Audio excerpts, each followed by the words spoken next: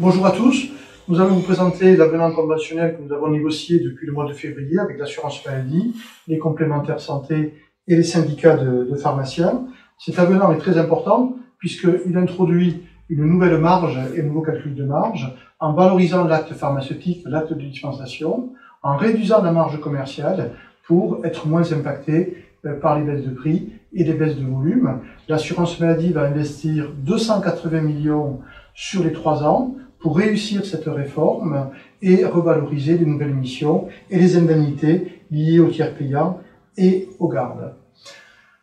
On introduit 3 types d'honoraires. Un honoraire à l'acte de dispensation, un honoraire lié à la dispensation de médicaments spécifiques qui représente 36% des dispensations, et un honoraire lié à l'âge pour les enfants de moins de 3 ans et les personnes de plus de 70 ans. Ça représente 30% des dispensations pour des patients qui sont exposés à un risque iatrogène.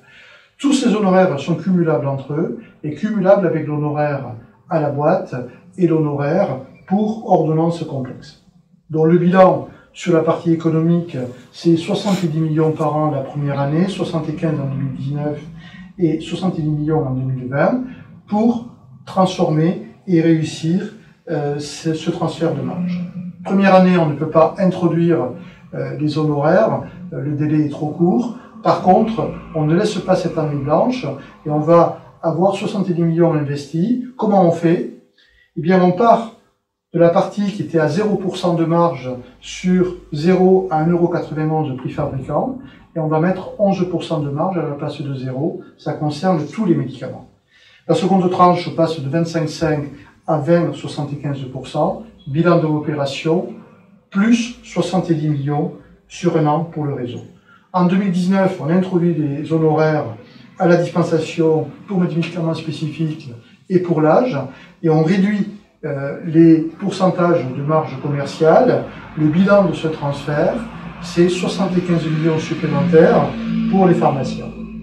En 2020, on accentue le mouvement, on réduit encore la marge commerciale et on augmente les honoraires de dispensation.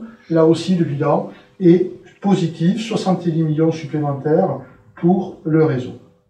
Vous savez que l'USPO était très attaché à un contrat avec l'État et l'assurance maladie. Eh bien, nous avons 2 clauses. La première clause est une clause de sauvegarde individuelle. Aucun pharmacien ne sera perdant par cette transformation de marge. Si en 2019, son activité par rapport aux paramètres de 2019 sont inférieurs à ce qu'il avait en 2017 à activité équivalente, le pharmacien sera compensé à l'euro près. Bien sûr, ça ne concerne qu'une minorité de pharmaciens. Une autre clause qui concerne là le réseau. Pendant cette période de transformation, il est hors de question que la marge des pharmaciens soit inférieure à celle de 2016, moins 1%. Donc là aussi, une clause nous permettant, dès que l'on constate que ça se dégrade trop vite en raison des baisses de prix, eh bien dans les 2 mois, on peut rectifier l'ensemble des paramètres. Quand on regarde ce qui s'est passé sur les 2 dernières années, on voit que cette clause est indispensable. Nous avions en 2014 5,3 milliards de marge. En 2016, après les 2 ans de réforme du 1 € à la boîte, nous sommes tombés à 5,140 milliards. Donc nous avons perdu 191 millions de marge et de rémunération. On voit bien que le 1 € n'était pas protecteur. Et quand on regarde ce qui se passe depuis le début de l'année 2017, en 5 mois, nous avons déjà perdu 72 millions de marge. Donc 263 millions en 2 ans et demi, ce qui nous explique qu'on a gagné 300 millions. Eh bien, je cherche toujours ces 300 millions, je ne les trouve pas. Et d'ailleurs, vous ne les trouvez pas non plus, parce que quand vous regardez vos bilans et la rentabilité de vos entreprises, vous voyez bien que la marge a diminué. Sur la partie nouvelle mission, tiers payant et indemnité de garde, investissement de 65 millions, 27 millions en 2018, 28 millions 7 en 2019, 9 millions 4 en 2020. Qu'est-ce que l'on va revaloriser? Les entretiens pharmaceutiques. Vous avez tous demandé de les simplifier. C'est fait. On va les passer de 40 € à 50 €. Bilan de médication pour les personnes âgées. 60 € pour le bilan de médication, 30 € l'année suivante en cas de changement de traitement, 20 € s'il n'y a pas de changement de traitement et s'il y a un suivi de l'observance. C'est l'équivalent de ce que font nos confrères hospitaliers avec quand un patient est hospitalisé. Nous avons nos bilans de médication aussi à l'officine. On va revaloriser les FSE, l'indemnité qui va être revalorisée de 10%. On va également revaloriser les gardes. On va revaloriser les bornes de mise à jour de carte vitale.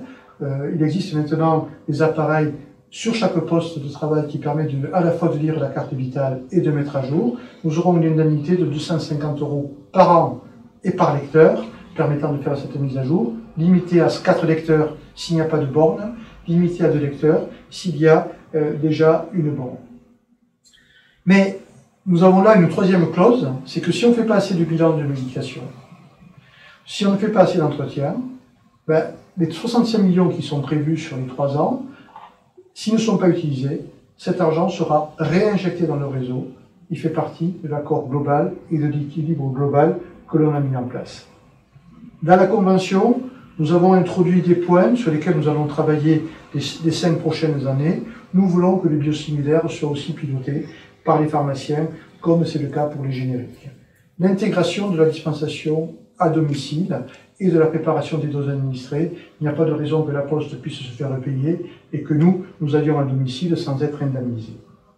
Nous voulons aussi changer les relations que l'on a avec les caisses. L'acharnement aujourd'hui sur les dispositifs médicaux et les contrôles sont insupportables. Nous voulons qu'avec les commissions paritaires locales, nous soyons plus dans le préventif que dans le répressif. Nous voulons lancer des travaux sur la télémédecine et équiper les pharmacies permettant d'être dans la coordination des soins, que ce soit avec nos confrères médecins ou que ce soit avec l'hôpital. Il y a d'autres avancées qui ont été obtenues par l'USPO, notamment le tabac, sevrage tabagique, que nous voulons que les 150 € soient éligibles, même sans prescription médicale ou prescription d'un infirmier. Le pharmacien peut initier des traitements et on ne doit pas pénaliser le patient. Prise en charge de l'acte vaccinal, puisqu'au bout des 3 ans d'expérimentation, il faudra bien que quelqu'un prenne le relais, et nous l'avons introduit dans la convention pharmaceutique pour qu'on ne s'arrête pas après 3 ans d'expérimentation. Dépistage du cancer colorectal, oui, les pharmaciens peuvent y participer, ils doivent être rémunérés, et bien sûr l'accompagnement des patients en chimiothérapie orale, puisque c'est un axe de développement important et de confort pour les patients. Nous avons aussi un axe de travail avec les pouvoirs publics et avec le ministère. Il faut sortir les médicaments de la réserve hospitalière. On ne peut pas dire d'un côté je développe l'ambulatoire et demander aux patients d'aller chercher leurs médicaments à l'hôpital. Il faut que les médicaments soient disponibles en ville. Il faut augmenter le plafond des remises sur les génériques. Ils peuvent être augmentés jusqu'à 50%. Il faut qu'on passe de 40 à 50%. Il faut neutraliser le non substituable abusif qui agace tous les pharmaciens.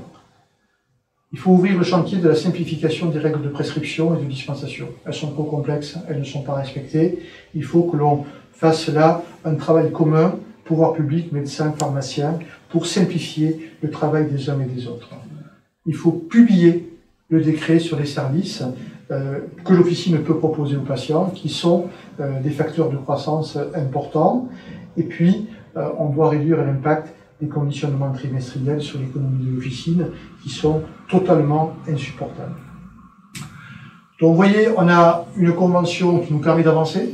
Alors oui, on aurait aimé aller plus loin, aller plus haut. On avance, on monte 4 marches d'escalier au lieu d'en monter 6, mais la direction qui est prise est la bonne. C'est celle que défend l'USPO, c'est celle qu'on partage avec les groupements, que l'on partage avec les étudiants, que l'on partage avec l'ordre au cours des différentes réunions que nous avons eues toute l'année 2016. Donc, nous regrettons que la fédération, au dernier moment, ait décidé de ne pas signer, de créer la division syndicale. Je comprends qu'il soit confronté à des problèmes internes, de perte d'adhérents ou de division interne, mais nous, on préfère voir plus loin, voir l'évolution du métier, redonner de l'attractivité aux jeunes et qu'ils aient envie d'aller sur la filière officine et que l'on reconnaisse notre travail, que l'on reconnaisse notre métier et qu'on nous prenne pour des acteurs de santé à côté des patients, à proximité, qu'on soit valorisé pour le métier que l'on fait. Donc nous allons bien sûr continuer à négocier pendant les 5 ans. Nous avons fait une base solide de cette convention pharmaceutique Nous allons essayer d'aller très vite sur les dossiers que l'on a énumérés tout à l'heure. Et puis, je vous souhaite, pour ceux qui ont la chance de partir en vacances, de bonnes vacances. Et puis, pour ceux qui ne peuvent pas partir, je souhaite bon courage pour votre travail à l'officine pendant ces 2 mois d'été. Et merci à tous pour votre confiance.